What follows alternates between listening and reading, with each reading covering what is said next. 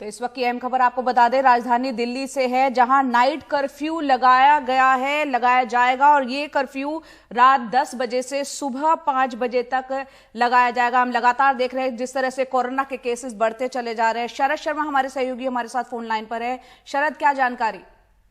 देखिए, night curfew लगा दिया गया है। इसकी चर्चा लगातार चल रही थी, लेकिन जो दिल्ली की केजरीवाल सरकार है लगातार इससे इनकार कर रही थी।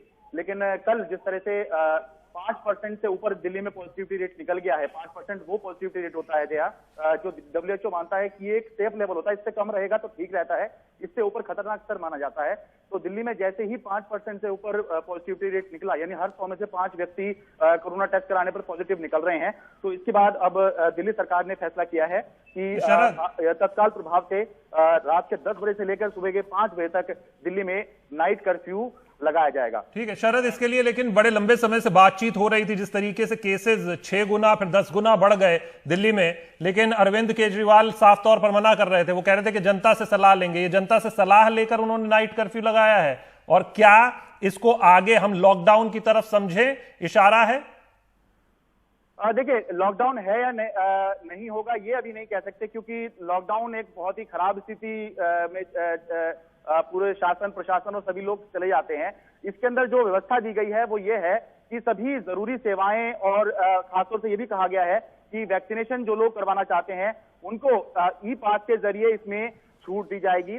और बाकी ये भी कहा गया है, जो आदेश है अभी औपचारिक रूप से भी आदेश आएगा, उसमें यह भी कहा गया है कि ये जो आदेश है ये लोगों की मूवमेंट को रिस्ट्रिक्ट करने के लिए है। लोगों की जो आवाजाही होती है, इधर उधर जो लोग घूमते हैं उन पर प्रतिबंध लगाने के लिए है, ना कि जो जरूरी सेवाएं और जरूरी सामान की मूवमेंट है उसको रोकने के लिए। तो इसलिए जो अभी तक खबर हमारे पास है वो ये है कि सरकार के इस प्रस्ताव को उपराज्यपाल ने मंजूरी भी दे दी है, यानी कि इसमें अब कोई इफ बट नहीं है कि ये फैसला लागू होगा। एक क्लैरिफिकेशन और कर दीजिए, इस नाइट कर्फ्यू में वो जो धारा 144 जैसे कि महाराष्ट्र में है कि दोपहर में धारा 144 हो जाएगी, फिर नाइट कर्फ्यू रहेगा, क्योंकि जब 24 घंटे का आपने वैक्सीनेशन का जिक्र किया जो अभी आप कह रहे थे, तो ऐसे में ये नाइट कर्फ्यू का फिर मतलब कैसे रह जाएगा? देखिए, धारा 144 जैसा कोई बात जो है दिल्ली के अंदर नहीं की गई है। ये जो अभी जो फैसला है वो ये बता रहा है कि दिन में आप जो काम कर रहे हैं वो आप करते रहिए, लेकिन रात में जो है मूवमेंट रिस्ट्रिक्ट करने की बात कही है। हालांकि केंद्र सरकार भी मानती है और खुद अभी तक केजरीवाल सरकार भी ये मानती थी कि लॉकडाउन या जो नाइट कर्फ्यू होते हैं ये इनसे कोई बहुत ज्यादा फायदा नहीं होता। तो इसमें रियायत रहेगी मतलब? हाँ, रियायत तो रहेगी, लेकिन वो दिन के समय में नॉर्मल चलेगा दिल्ली, और रात के समय में ये समझा जाए कि लॉकडाउन लगाया जाएगा एक तरह से, और केवल गिने चुने लोग ही होंगे जिनको इजाजत होगी। शरद, हम जानते हैं रात में लोगों की आवाजाही हालांकि वैसे भी थोड़ी कम रहती है। क्या आने वाले वक्त में और कड़े कदम भी सरकार उठा सकती है? किस तरह के कदम उठा सकती है?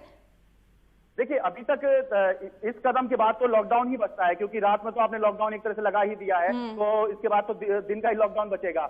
लेकिन दिन का लॉकडाउन होना एक बहुत खराब स्थिति में, जैसा कि मैंने कहा कि लोगों के कोरोना तो उनको बाद में होता है, लेकिन भुखमरी की स्थिति दिल्ली के अंदर आ जाती है या किसी भी जगह पर जहाँ पे लॉकडाउन लगता है, तो वो तो अभी नहीं सोच रहे हैं। लेकिन हाँ, जैसे ये पहले नाइट कर्फ्यू के लिए भी सरकार मना कर रही थी, लेकिन जब स्थिति ऐसी आई कि केसेस बहुत ज्यादा बढ़ गए, जहां फरवरी में पूरे महीने में 4000 केस आए थे, मार्च में डेली 4000 केस आ रहे हैं, तो सरकार को ये फैसला लेना पड़ा है। बिल्कुल, स्थिति की गंभीरता इसी से अंदाजा लगाया जा सकता है कि राजधानी में नाइट कर्फ्यू लगाना पड़ रहा है। और जिस तरह से अरविंद केजरीवाल ने कहा था कि अगर लॉकडाउन का फैसला लेना होगा तो जनता से चर्चा करने के बाद लिया जाएगा। लेकिन फिलहाल स्थिति यह है कि आज रात से नाइट कर्फ्यू दिल्ली में लगेगा, रात 10 से सुबह 5 बजे तक, और ये फैसला जो है 30 अप्रैल तक लागू रहेगा।